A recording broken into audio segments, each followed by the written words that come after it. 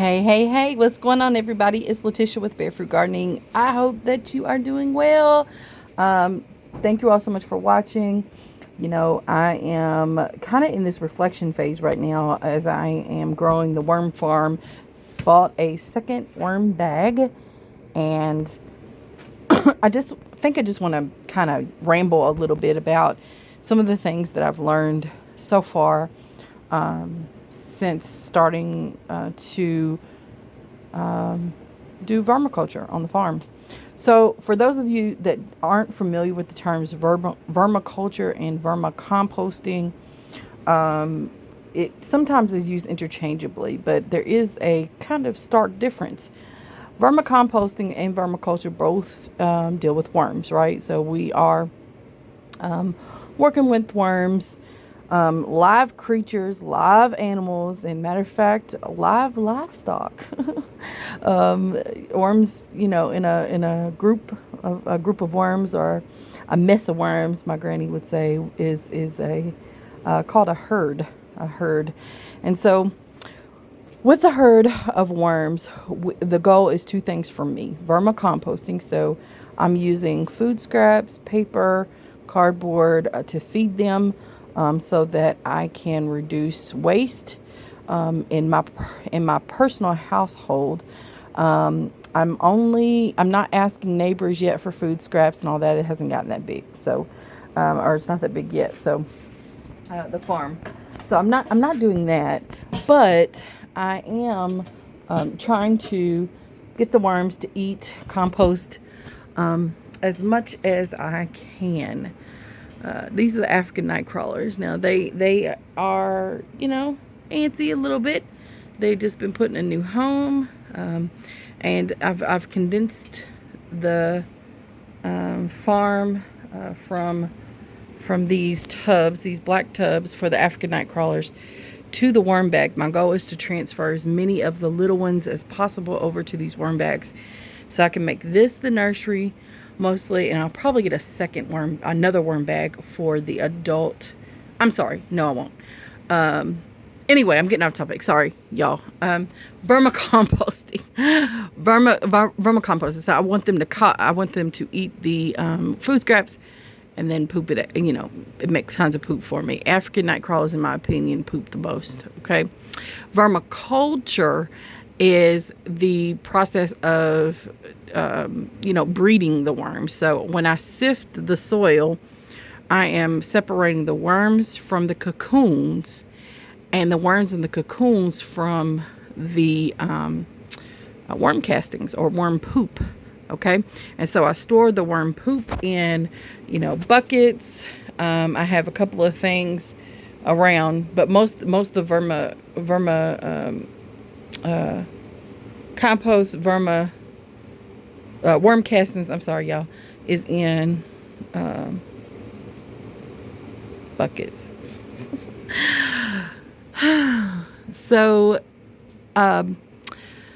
yeah, I've decided that I'm the African night crawlers. I'm a little bit more chill as far as separating cocoons from the rest of the worms, because it's hard, number one, to spot cocoons for African night crawlers. I'm pretty sure they look the same, but I have sifted and collected what I thought would be there would be cocoons in the separation in the soil, and have seen little to no results.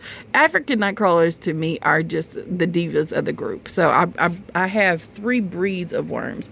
I have the European night crawler, the red wiggler, and then the African night crawler. And out of the three, I just feel like, African night crawlers are just the divas. They want to have the room between 70 and 80 degrees all the time. They don't like to be watered because the water is too cold for them. I try to let my water, I collect water in these gallon jugs that I've collected around the house from, just things. And so I don't have a hose running from my sink to, to the grow room at all. And just real quick, here's a picture of the grow room. I've done a little bit of moving around, and I'm cleaning in here, but yeah. So I don't have a hose or anything running from this room to the sink that is just a few steps away. So I fill those with water, let them set out at least 24 hours so the chlorine can evaporate, and then I use it on my worms, on my plants, all of that. But they, it's like room temperature water is not warm enough for them. They prefer for the water to be, I guess, warmer. But this is the behavior that I typically see once I water. And you can see that I freshly watered, right? Because you see the water droplets on the side of the bag. They just tend to want to escape. They want to flee. And the other worms are that way too, but they're just not as aggressive at it, I think. I think once they realize, there's light, they go back in immediately, especially the red wiggler. They can't, none of the worms like the light. But I find that African night crawlers they're just like, yeah, bro, I'm out. They might come back down eventually, but the one worm that we watched kind of got, far up the top there before he decided to come back down. Red wigglers don't usually do that. European night crawlers, in my opinion, my experience, don't usually do that either. They go just a little bit and then they go back. African night crawlers will, honey, they'll go a whole mile before they come back down. So I think it's just a lot of things happen though when you're agitating them. Anytime you feed them or you sift the soil, you're agitating their environment, number one. This is a new environment for all of them because I just put them in here tonight. So they just trying to figure it out. But really, I just feel like watering just upsets the African night crawlers a lot. So you may come downstairs and see them on the floor, and they're probably already dead because there's no telling when. It probably happened a little bit after you left the room. And by that time, if you have like air circulating in your room like I do with the fan, this air is, it's a wrap for them. So I partly wanted to move the African night crawlers too in this bag to see if they would stay better, because I have had a significant number of African night crawlers on the ground. And it's sad. It's so sad. And I found a corner over here that there's more of them on the floor. And it just so all of them were crawling out for some reason. The bins may be getting too hot because I had some bins on this bottom rack here. And there's the heater. And the heater usually moves around and around and around. I got it kind of fixed over there because I got some plants that I'm trying to germinate. They're eggplant and peppers. And then I have ginger and turmeric over there too. But and I'm trying to root the ginger and turmeric, not germinate them, but trying to root those. So humidity helps just a little bit. But anyway, maybe they were getting too warm and decided they just wanted to be out. I get it, I tried to move them around the room a little bit, but that didn't seem to work either. So this is the last place that I'm able to move them, which is not directly in front of the fan. Y'all see the fan? And so we'll just see. And there's more lighting over here as well. It's a little brighter. So I don't know. But I hope that they'll stay inside of the worm bag. So far, I've had a really good experience with the worm bag. I have European night crawlers in the other worm bag. So yeah, I'm hoping that they just decide to stay. Now, I don't know what it is about that side of the bag, but vibration also causes them to freak out. So, I wouldn't put the fan on top of the shelving units that I have worms on, because that'll freak them out. Any vibration. It's usually quiet down here other than me yapping. I do have the washer and dryer down here, and I do let it roll, and it doesn't seem like it makes a difference. So I was also thinking about that. It's like, are the days that I have this wash and dryer going, is it really creating too much noise, too much vibration that they can feel that I can't feel? And I just don't feel like that's the case either. I really don't. So I just think African night crawlers are temperamental. You just have to kind of, you know, just because it's a worm doesn't mean all worms act the same, just like your children, right? Or am I speaking about mine? My kids are two totally, completely different children. So anyway, that's that. Some things that I wish I would have known before I started farming, African night crawlers, European night crawlers, red wigglers. I did a lot of research, and I've been doing this off and on just as a hobby for several years, but farming them, producing, and the vermiculture piece, breeding the worms, and having them on a schedule.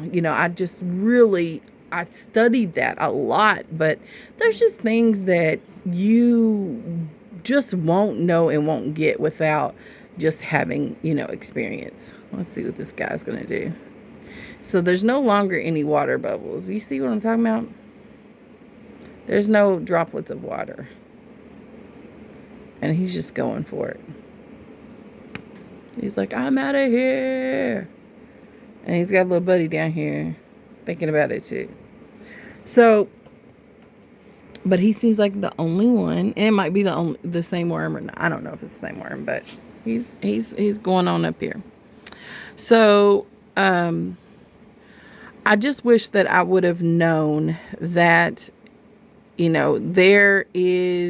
are way easier than, anything I've ever done before in my entire life. Even though there are some things that, I haven't figured out yet, I feel like farming worms is so easy. And I'm so grateful that I just gave it a shot. Like, I really wish somebody would have said, this is probably the easiest livestock that you could possibly ever have, and that more people do it and have fun doing it too, because it really is truly a really cool addition to the farm. So I pretty much knew that I was going to have to experiment a little with peat moss and coco coir, and I feel like coco coir and peat moss, I can use either one. You know what, though? No, that wasn't the case. I was thinking, did the casualties with the African night crawlers increase when I started using peat moss? I'm sorry, when I started using coco coir, because I started with peat moss and I do use it. And then I'm hearing people that do this commercially and they ship in peat moss. And I'm like, well, how expensive is that going to be? And what can I do to, make sure that I'm just doing all the things I need to do to, for this to remain economical, the best that I can make it, and all that kind of thing. But I like the coconut coir. There's no problem with it. I don't mind it. I'm tempted to try pine shavings, but I'm really glad somebody just said start with peat moss. It's probably more readily available for me, and so I'm just glad that no one said, you must have, coconut coir or pine shavings or, broken down wood chips in urban areas. There's a lot of things that we have access to, but, just like any other place, some things are more accessible than others. So I don't know. I guess, now he's got a crew coming out. Look at there. Everybody's trying to venture up. And they might be trying to find the moisture too, because I did several layers of worm, and I reused bedding, and so they may be trying to find it. And then there's food on top of here as well. So yeah, it's worm chow and oyster shell powder, crushed oyster shell. So they're all ready and to eat whenever they get ready. But I think they're just coming to the surface now. They worked their way up. It's been a minute. I've been down here for a good 2 hours, so they're just now working their way up. But I won't make this too much longer. It was good to see everybody. Thank you all so much for watching and hanging out. And maybe I'll talk more about, things that I wished I would have known, worm farming, as I gather, just my Rolodex of just things and experiences. But I'm pretty new, like I said, at commercial worm farming and breeding worms and separating cocoons and compost. Worm castings for that. But I will have it readily available for my local farm buddies and neighbors, gardeners. So hit me up if you're watching this video and you're local. I got a lot of worm poop, and I'm running out of room actually. So that will be on the website coming soon.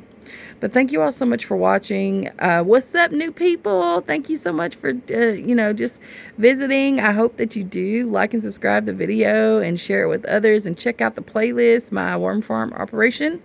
And I will talk at you later. Peace.